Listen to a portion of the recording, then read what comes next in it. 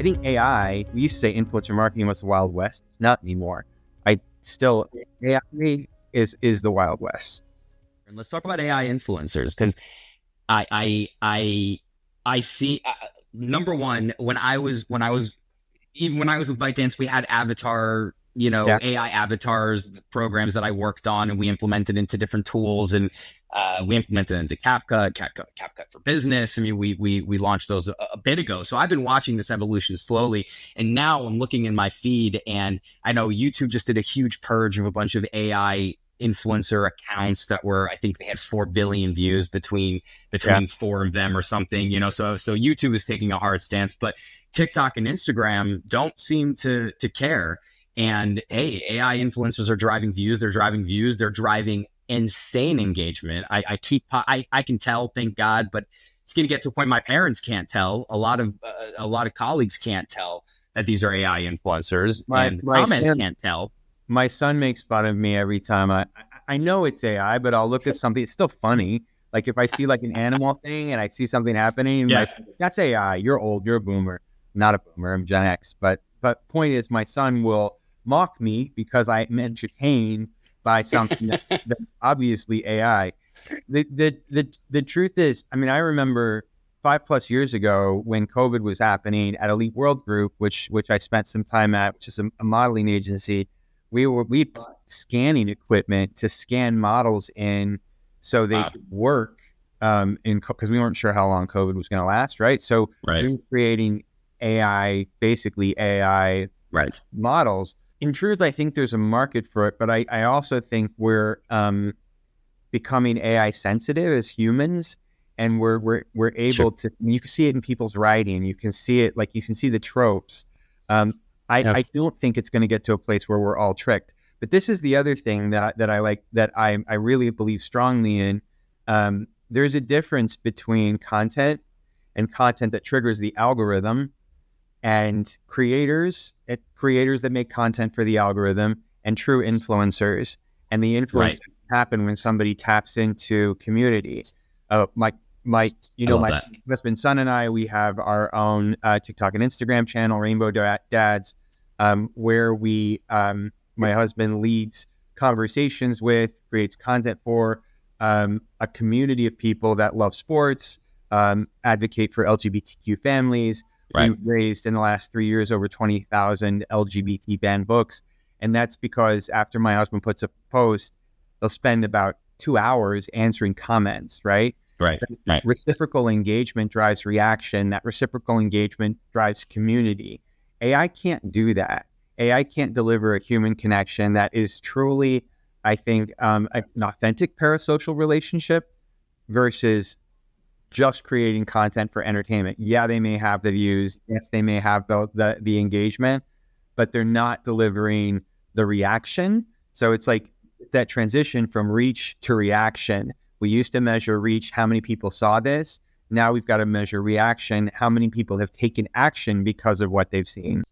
I think that's the more important shift. What you just said is articulated beautifully. And I when I'm talking to my clients about I'm talking about the future of AI, I see the evolution happening in two ways. I see that, yes, there's AI entertainment, and this has been a big thing in China for a while. China is super open to AI, and if you look at the creators who are creating it, they were creating things that you could never see unless you're going to like a big budget movie, and they were creating it in a small screen, and Chinese audiences were really excited by that. And so I definitely see AI influencers helping on the entertainment standpoint, where when I'm looking at brands where I see human influencers never being replaced are human experiences, travel, products that make your life easier.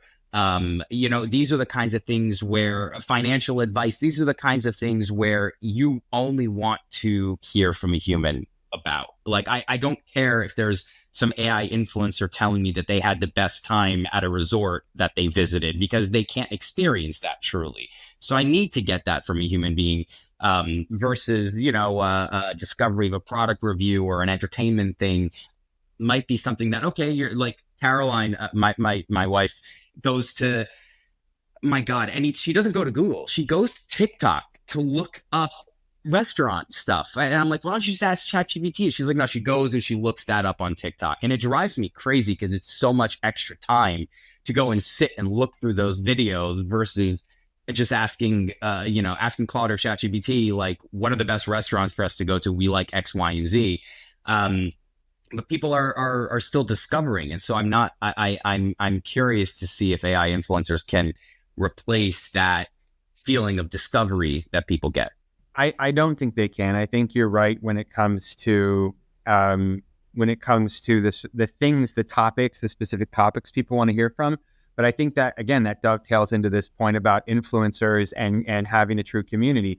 The difference between a creator and an influencer is a creator is fundamentally making content for the algorithm. Almost anybody can be a creator, but that doesn't mean that they're an influencer. An influencer has taken the time to build community and curate community.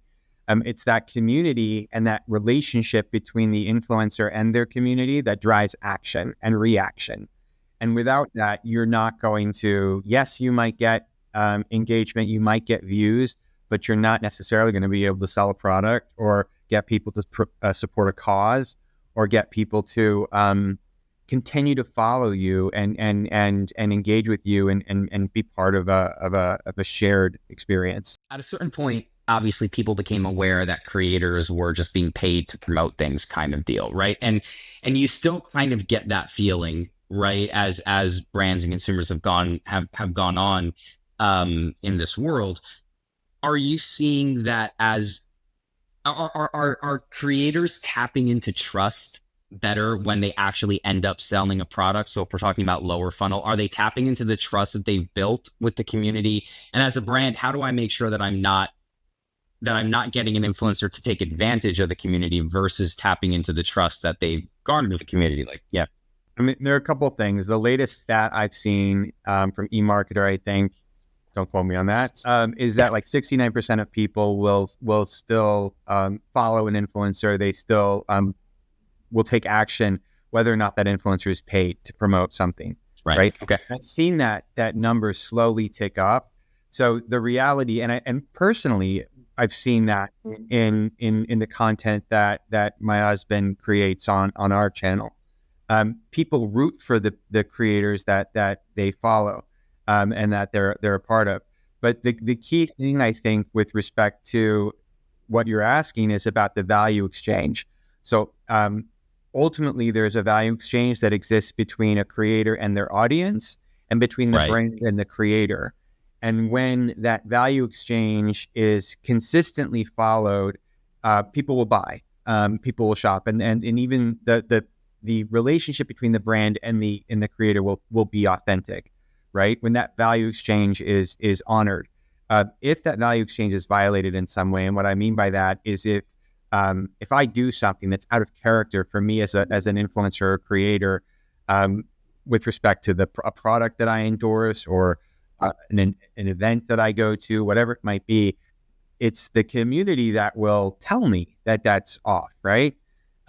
Similarly, creators have an obligation to sort of filter out brands that are right for them, based on their own experiences, and it goes sideways when you don't do that, and that's when people start to and I don't think it's trust is a part of that factor but I think there's something there's a precursor to trust, and that's emotional resonance, and emotional resonance really is the thing that connects people together. That makes those parasocial relationships real, and ultimately is the precursor to trust. So, and then consistency is another one.